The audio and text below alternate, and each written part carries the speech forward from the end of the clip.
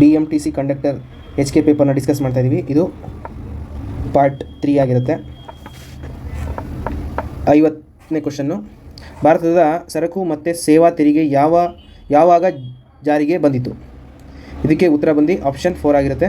July 2017ರಲ್ಲಿ ಜಾರಿಗೆ ಬಂದಿತ್ತು. CBDC ಯನ್ನು ವಿಸ್ತರಿಸಿ. ಇದಕ್ಕೆ ಉತ್ತರ ಬಂದು ಆಪ್ಷನ್ 3 ಆಗಿರುತ್ತೆ. Central bank digital currency. Option 3 central bank digital currency. ಹಣ ದುರ್ಬಲಕ್ಕೆ ಕಾರಣ 52ನೇದು. ಇದಕ್ಕೆ ಉತ್ತರ ಬಂದು ಆಪ್ಷನ್ 4 ಆಗಿರುತ್ತೆ. ಹಣದ ಪೂರೈಕೆಯಲ್ಲಿ ಹೆಚ್ಚಳ. 53ನೇದು, 2022-23 ಸಾಲಿನ ಕರ್ನಾಟಕದ ಯಾವ ಜಿಲ್ಲೆ ಕರ್ನಾಟಕದ ಒಟ್ಟು ಆಂತರಿಕ ಉತ್ಪನ್ನಕ್ಕೆ ಅತ್ಯಂತ ಹೆಚ್ಚು ಕೊಡುಗೆಯನ್ನು ಕೊಟ್ಟಿದೆ? ಇದಕ್ಕೆ ಉತ್ತರ ಬಂದು ಆಪ್ಷನ್ ಎ, ಬೆಂಗಳೂರು ನಗರ ಅತಿ ಹೆಚ್ಚು ಕೊಡುಗೆಯನ್ನು ಕೊಟ್ಟಿದೆ. ನೆಕ್ಸ್ಟು 54ನೇದು 54 ಸೆಬಿನ ವಿಸ್ತರಿಸಿ. ಇದಕ್ಕೆ ಉತ್ತರ ಬಂದು ಆಪ್ಷನ್ 1 ಆಗಿರುತ್ತೆ. Securities and exchange board of India.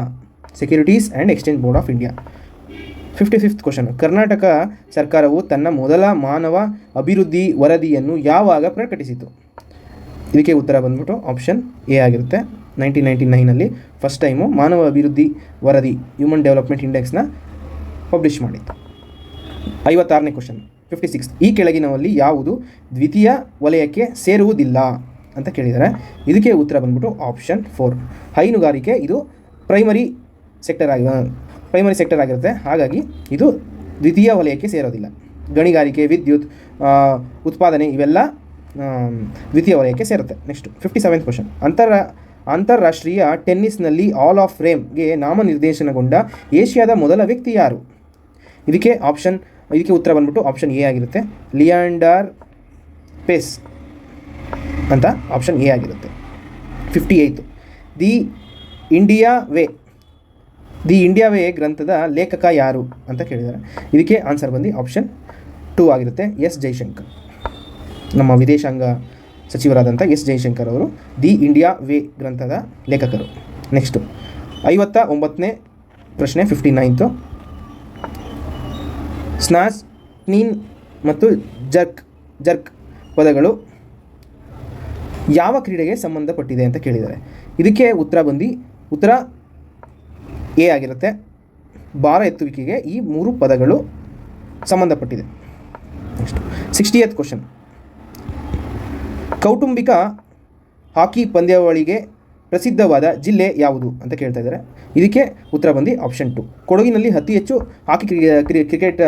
ಹಾಕಿ ಪಂದ್ಯಕ್ಕೆ ಕೊಡುಗೆ ಕೊಟ್ಟಂಥ ಪಂದ್ಯಕ್ಕೆ ಅತಿ ಹೆಚ್ಚು ಹಾಕಿ ಪ್ಲೇಯರ್ಸ್ನ ಕೊಟ್ಟಂಥ ಜಿಲ್ಲೆ ಯಾವುದು ಅಂದರೆ ಅದು ಕೊಡಗು ಜಿಲ್ಲೆ. ಅದನ್ನೇ ಈ ಪ್ರಶ್ನೆ ಕೇಳಿದ್ದಾರೆ.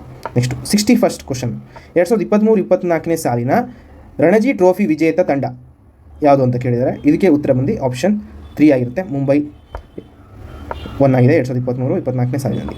ನೆಕ್ಸ್ಟು 62nd ಕ್ವಶನ್ನು, 2022ರ ಏಷ್ಯನ್ ಗೇಮ್ಸ್ನಲ್ಲಿ ಭಾರತ ಪ್ಯಾರಾಲಿಂಪಿಕ್ಸ್ ಸ್ಪರ್ಧಾರ್ಥಿಗಳು ಈ ಕೆಳಗಿನ ಯಾವ ವಿಭಾಗದಲ್ಲಿ ಕ್ರೀಡೆಯಲ್ಲಿ ಅತಿ ಹೆಚ್ಚು ಪದಕಗಳನ್ನು ಗೆದ್ದಿರುತ್ತಾರೆ?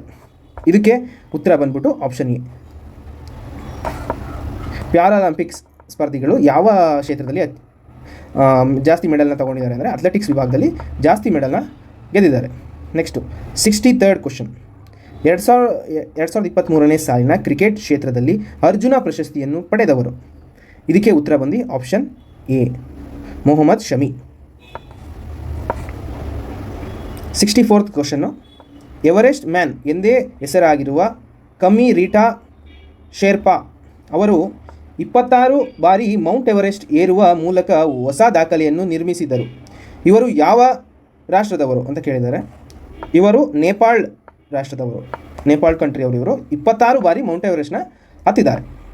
ನೆಕ್ಸ್ಟು 65ನೇ ಕ್ವಶನ್, 2023ರ ರಾಷ್ಟ್ರೀಯ ಚಲನಚಿತ್ರ ಪ್ರಶಸ್ತಿಯಲ್ಲಿ ಅತ್ಯುತ್ತಮ ನಟ ಪ್ರಶಸ್ತಿಯನ್ನು ಪಡೆದವರು ಯಾರು ಅಂತ ಕೇಳ್ತಾ ಇದ್ದಾರೆ. ಇದಕ್ಕೆ ಉತ್ತರ ಬಂದ್ಬಿಟ್ಟು ಆಪ್ಷನ್ ಎ ಆಗಿರುತ್ತೆ. ಅಲ್ಲು ಅರ್ಜುನ್ ಅವರು ಅತ್ಯುತ್ತಮ ನಟ ಅಂತ ಪ್ರಶಸ್ತಿ ತಗೊಂಡಿದ್ದಾರೆ. 66th ಕ್ವಶನ್ನು, ಪ್ರಧಾನಮಂತ್ರಿಯವರು 15 ಅಂಶಗಳ ಕಾರ್ಯಕ್ರಮವು ಇವರ ಕಲ್ಯಾಣಕ್ಕೆ ಸಂಬಂಧಪಟ್ಟಿದ್ದವು. 15 ಪಾಯಿಂಟ್ಸ್ ಪ್ರೋಗ್ರಾಮ್ ಅಂತ ಹೇಳ್ತಾರೆ. ಇದಕ್ಕೆ 15 ಅಂಶಗಳ ಕಾರ್ಯಕ್ರಮ. ಇದಕ್ಕೆ ಉತ್ತರ ಬಂದು ಆಪ್ಷನ್ 2 ಆಗಿರುತ್ತೆ. ಅಲ್ಪಸಂಖ್ಯಾತರ ಅಭಿವೃದ್ಧಿಗೆ 15 ಪಾಯಿಂಟ್ಸ್ ಪ್ರೋಗ್ರಾಮ್ನ ತಗೊಂಬಂದಿರ್ತಾರೆ. ನೆಕ್ಸ್ಟು 67th ಕ್ವಶನ್, ಕೆಳಗಿನ ಯಾವ ಬುಡಕಟ್ಟು ಕರ್ನಾಟಕದಲ್ಲಿ ಕಂಡು ಬರುವುದಿಲ್ಲ. ಯಾವ ಟ್ರೈಬ್ಸು ಕರ್ನಾಟಕದಲ್ಲಿ ಕಂಡುಬರೋದಿಲ್ಲ ಅಂತ ಕೇಳಿದ್ದಾರೆ. ಇದು ಆಪ್ಷನ್ ಬಿ ಆಗಿರುತ್ತೆ. ನಾಗಾ ಟ್ರೈಬ್ಸು ನಾಗಾಲ್ಯಾಂಡಲ್ಲಿ ನೋಡ್ತೀವಿ. ಕರ್ನಾಟಕದಲ್ಲಿ ಪ್ರಮುಖವಾಗಿ ನಾವು ಅಕ್ಕಿಪಿಕ್ಕಿ, ಸಿದ್ದಿ ಜನ ಮತ್ತು ಸೋಲಿಗರು ಇವರು ಕರ್ನಾಟಕದಲ್ಲಿ ನೋಡ್ತೀವಿ. ನಾಗಾ ಅವರು ನಾವು ನಾಗಾಲ್ಯಾಂಡಲ್ಲಿ ನೋಡ್ತೀವಿ. ನಾಗಾಲ್ಯಾಂಡಲ್ಲಿ ನಾವು ಕಂಡು ಬರ್ತಾರೆ ನಾಗಾ ಟ್ರೈಬ್ಸ್. 68th ಕ್ವಶನ್ನು, ಜಗತ್ತಿನ ಅತಿ ದೊಡ್ಡ ಉದ್ಯೋಗ ಖಾತರಿ ಕಾರ್ಯಕ್ರಮ ಮನ್ರೇಗಾ ಮಹಾತ್ಮ ಗಾಂಧಿ ರಾಷ್ಟ್ರೀಯ ಗ್ರಾಮೀಣ ಉದ್ಯೋಗ ಖಾತರಿ ಯಾವಾಗ ಅನುಷ್ಠಾನಕ್ಕೆ ಬಂದಿತು? ಮನ್ರೇಗಾ ಸ್ಕೀಮು ಯಾವಾಗ ಎಸ್ಟಾಬ್ಲಿಷ್ ಆಗಿದ್ದು ಅಂತ ಕೇಳ್ತಾ ಇದ್ದಾರೆ. ಇದಕ್ಕೆ ಉತ್ತರ ಬಂದು ಆಪ್ಷನ್ 3 ಆಗಿರುತ್ತೆ.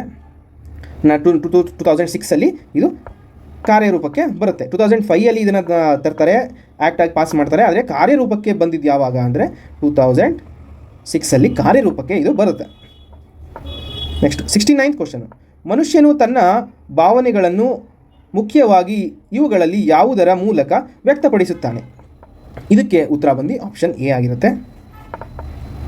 ಆಂಗಿಕ ಭಾಷೆ ಅಥವಾ ಮುಖಭಾವದಿಂದ ಅವನ ಭಾವನೆಗಳನ್ನು ವ್ಯಕ್ತಪಡಿಸ್ತಾನೆ. 70th ಕ್ವಶನ್ನು, ಭಾರತದಲ್ಲಿ ಸಂವಿಧಾನದ ಎಷ್ಟನೇ ತಿದ್ದುಪಡಿಯ ಮೂಲಕ 3 ಹಂತದ ಪಂಚಾಯತಿಗಳು ಅಸ್ತಿತ್ವಕ್ಕೆ ಬಂದವು? ಇದಕ್ಕೆ ಉತ್ತರ ಬಂದು ಆಪ್ಷನ್ 3 ಆಗಿರುತ್ತೆ. 73rd ಕಾನ್ಸ್ಟಿಟ್ಯೂಷನ್ ಅಮೆಂಡ್ಮೆಂಟ್ ಮೂಲಕ ಪಂಚಾಯತ್ಗೆ ಕಾನ್ಸ್ಟಿಟ್ಯೂಷನ್ ಸ್ಟೇಟಸ್ ಸಿಗುತ್ತೆ. ನೆಕ್ಸ್ಟು 71st ಕ್ವಶನ್, ಈ ಕೆಳಗಿನ ಯಾವ ರಾಜ್ಯದಲ್ಲಿ ಚಿಪ್ಕೋ ಚಳುವಳಿ ನಡೆಯಿತು? ಇದಕ್ಕೆ ಉತ್ತರ ಬಂದು ಆಪ್ಷನ್ ಬಿ ಆಗಿರುತ್ತೆ. ಉತ್ತರ ಪ್ರದೇಶದಲ್ಲಿ ಚಿಪ್ಕೋ ಚಳುವಳಿ ನಡೆಯುತ್ತೆ. ನೆಕ್ಸ್ಟ್ 72nd ಕ್ವಶನು, ಗ್ರಾಮಗಳ ಅಭಿವೃದ್ಧಿಯೇ ಭಾರತದ ನಿಜವಾದ ಅಭಿವೃದ್ಧಿ ಎಂದು ಹೇಳಿದವರು ಯಾರು? ಇದಕ್ಕೆ ಉತ್ತರ ಆಪ್ಷನ್ 3 ಆಗಿರುತ್ತೆ. ಮಹಾತ್ಮ ಗಾಂಧಿಯವರು ಗ್ರಾಮಗಳ ಅಭಿವೃದ್ಧಿಯೇ ಭಾರತದ ನಿಜವಾದ ಅಭಿವೃದ್ಧಿ ಅಂತ ಅವರು ಹೇಳ್ತಾರೆ. ನೆಕ್ಸ್ಟು 73rd ಕ್ವಶನ್ನು, ಈ ಕೆಳಗಿನವರಲ್ಲಿ ಯಾವುದು ಹೆಣ್ಣು ಮಕ್ಕಳ ಶಿಕ್ಷಣವನ್ನು ಸುಧಾರಿಸುವ ಯೋಜನೆ ಅಲ್ಲ ಯಾವುದು ಇಲ್ಲ ಅಂತ ಕೇಳಿದ್ದಾರೆ. ಇದಕ್ಕೆ ಉತ್ತರ ಬಂದು ಪ್ರಧಾನಮಂತ್ರಿ ಮಾತೃ ವಂದನಾ ಯೋಜನೆ. ಇದು ಆಪ್ಷನ್ ಕರೆಕ್ಟ್ ಆಗಿರುತ್ತೆ. ಯಾವುದ್ಯಾವುದು ಮಕ್ಕಳ ಶಿಕ್ಷಣಕ್ಕೆ ಒತ್ತು ಕೊಟ್ಟಿದ್ದಾವೆ ಅಂದರೆ ಬೇಟಿ ಬಚಾವೋ ಬೇಟಿ ಪಢಾವೋ, ಕಸ್ತೂರಬಾ ಗಾಂಧಿ ಬಾಲಿಕಾ ವಿದ್ಯಾಲಯ, ನೆಕ್ಸ್ಟ್ 3ನೇದು ಲೇಡೀಸ್ ಬೆಹಾನ್ ಯೋಜನೆ. ಇವು 3 ಮಕ್ಕಳ ಶಿಕ್ಷಣಕ್ಕೆ, ಹೆಣ್ಣು ಮಕ್ಕಳ ಶಿಕ್ಷಣಕ್ಕೆ ಒತ್ತು ಕೊಟ್ಟಿದ್ದಾವೆ. ಆದರೆ ಪ್ರಧಾನಮಂತ್ರಿ ಮಾತೃ ವಂದನಾ ಯೋಜನೆ ಇದು ಹೆಣ್ಣು ಮಕ್ಕಳ ಶಿಕ್ಷಣ ಕೊಟ್ಟಿಲ್ಲ. ಹಾಗಾಗಿ ಈ ಉತ್ತರ ಸರಿಯಾಗಿದೆ. ಈ ಪ್ರಶ್ನೆಗೆ ಯಾವುದು ಅಲ್ಲ ಅಂತ ಕೇಳಿದರೆ ಇದು ಉತ್ತರ ಸರಿಯಾಗಿದೆ. ನೆಕ್ಸ್ಟ್ 74th ಕ್ವಶನ್, ಜಾಗತಿಕ ಹಸಿವು ಸೂಚ್ಯಂಕ ಜಾಗತಿಕ ಹಸಿವು ಸೂಚ್ಯಂಕ 2023ರ ಭಾರತದ ಸ್ಥಾನ ಕೇಳಿದ್ದಾರೆ. ಇದಕ್ಕೆ ಉತ್ತರ ಬಂದು 74th ಆಪ್ಷನ್ 1 ಆಗಿರುತ್ತೆ. 111 ಆಗಿರುತ್ತೆ ಭಾರತದ ಹಸಿವು ಸೂಚ್ಯಂಕ. 75ನೇ ಕ್ವಶನ್ನು 75th, ಸರ್ವೋಚ್ಚ ನ್ಯಾಯಾಲಯದ ಈ ಕೆಳಗಿನ ಯಾವ ಪ್ರಕರಣವನ್ನು ಮಂಡಲ್ ಪ್ರಕರಣ ಎಂದು ಕರೆಯಲಾಗಿದೆ? ಇದಕ್ಕೆ ಉತ್ತರ ಬಂದು ಆಪ್ಷನ್ 4 ಆಗಿರುತ್ತೆ. ಇಂದಿರಾ ಸಹಾನಿ ಪ್ರಕರಣ ಇದನ್ನು ಮಂಡಲ್ ಪ್ರಕರಣ ಎಂದು ಕರೀತಾರೆ. ಈಗ 75 ಕ್ವಶನ್ ಮುಗಿಸಿದ್ದೀವಿ. ನೆಕ್ಸ್ಟ್ ಮುಂದಿನ ಭಾಗದಲ್ಲಿ ಫೈನಲ್ ಪಾರ್ಟ್ನ ಮುಗಿಸೋಣ. ಎಲ್ಲರೂ ಸಬ್ಸ್ಕ್ರೈಬ್ ಮಾಡ್ಕೊಳ್ಳಿ. ಧನ್ಯವಾದ.